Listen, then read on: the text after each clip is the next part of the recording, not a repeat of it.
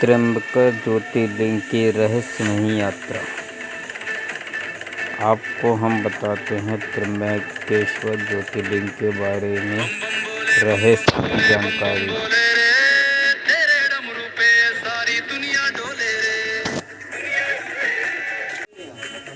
क्या आप जानते हैं कि भारत में एक ऐसा ज्योतिर्लिंग है जहां भगवान शिव के साथ ब्रह्मा और विष्णु की शक्ति भी विराजमान है। मानी जाती है कि एक ऐसा स्थान जहां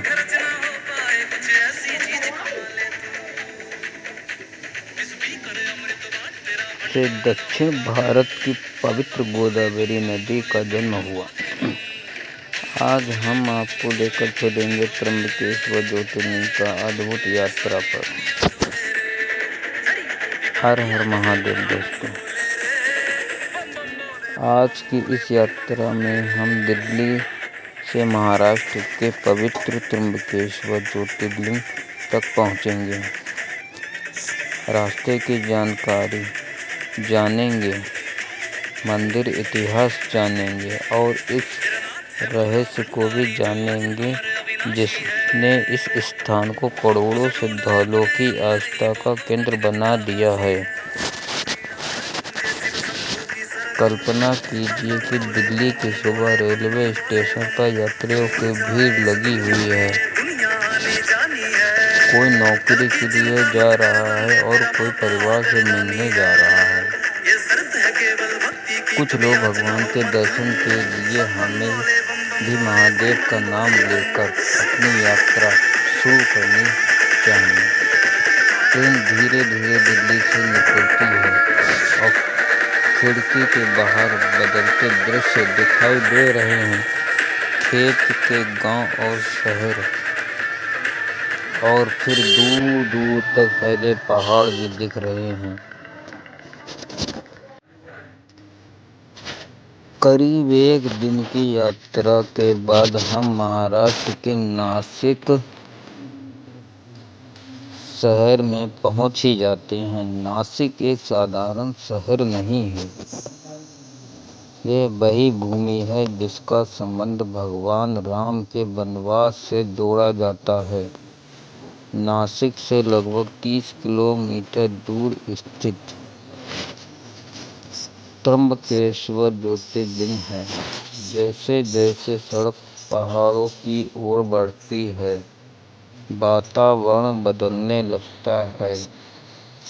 हवा ठंडी ठंडी हो जाती है और दूर से ब्रह्मगिरि पर्वत दिखाई देने लगते हैं।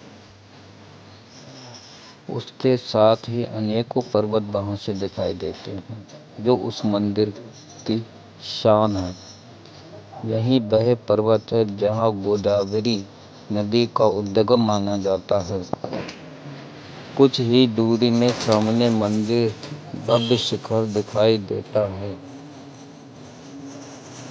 काले पत्थरों से बना यह मंदिर पहली नजर में ही मन को आकर्षण बना लेता है। लेकिन इस मंदिर में सबसे बड़ी पहचान इतिहास यह नहीं है, बल्कि पौराणिक कथा है। गौतम ऋषि की कथा। बहुत समय पहले यहाँ गौतम ऋषि और उनकी पत्नी अहल्या निवास करते थे। गौतम ऋषि महान तपस्वी थे। उनकी तपस्या से देवता प्रसन्न थे। एक समय इस क्षेत्र में भयंकर अकाल पड़ा। नदियां सूख गई थी। लोगों के पास भोजन और पानी की व्यवस्था नहीं बची। तब गौतम ऋषि ने भगवान की प्रार्थना की और उनकी तपस्या की। तब भगवान शंकर ने प्रसन्न होकर देवताओं ने यह जल की व्यवस्था कर दी। धीरे धीरे लोग यहाँ बसने लगे। दूर दूर से लोग यहाँ रहने के लिए आने लगे।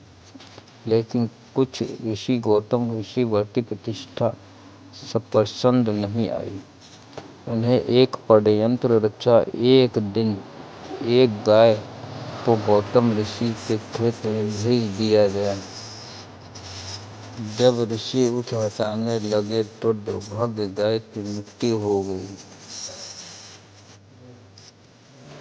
तुरंत गौतम ऋषि पर गौहत्या का आरोप लगा दिया गया।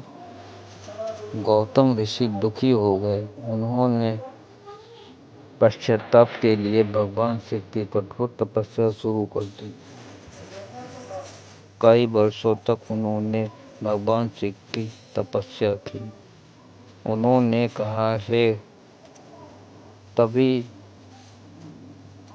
शंकर जी वहां प्रकट हुए। उन्होंने कहा, हे गौतम, तुम निर्दोष हो, फिर भी तुम्हारी भक्ति से प्रसन्न होकर तुम्हें वरदान देता हूँ। गौतम ऋषि ने प्रार्थना की। तभी गौतम ऋषि ने प्रार्थना की, गंगा इस स्थान पर अवतरित हो।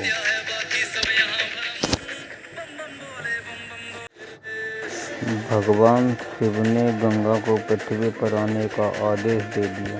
यही गोदावरी नदी का प्रकट होना माना जाता है और भगवान शिव स्वयं ज्योतिर्लिंग के रूप में यहाँ स्थापित हो गए।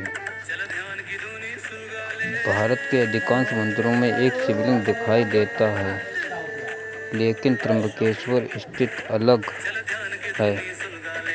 यहाँ गर्भगृह में 3 छोटे लिंग दिखाई देते हैं। इन्हें ब्रह्मा, विष्णु, महेश का प्रतीक माना जाता है। यही कारण है कि इस स्थान को त्र्यंबकेश्वर ज्योतिर्लिंग कहा जाता है, अर्थात 3 नेत्र वाले भगवान। मंदिर का वर्तमान स्वरूप मराठा काल में बनवाया गया था। काले पत्थरों से बने इस वास्तुकला का अद्भुत सुबह की आरती के समय पूरा वातावरण मंत्रों से गूंज उठता है। घंटियों की ध्वनि और हर हर महादेव के जयकारे भक्तों को भाव विभोर कर देते हैं। मंदिर के पास ही स्थित ब्रह्मगिरि पर्वत विशेष महत्व है। कहा जाता है कि यहीं गोदावरी नदी निकलती है। कई श्रद्धालु सैकड़ों सीढ़ियाँ चढ़कर यहाँ पहुँचते हैं और ऊपर से दिखाई देने वाले दृश्य अत्यंत सुंदर होता है। त्र्यंबकेश्वर आने वाले श्रद्धालु कुशवाहा कुंड में ही दर्शन करते हैं। इसे गोदावरी का प्रमुख तीर्थ माना जाता है। यहाँ स्नान करके सभी पापों का नाश हो जाता है। मंदिर में प्रवेश करते समय शालीन वस्त्र पहनना चाहिए। मंदिर में प्रवेश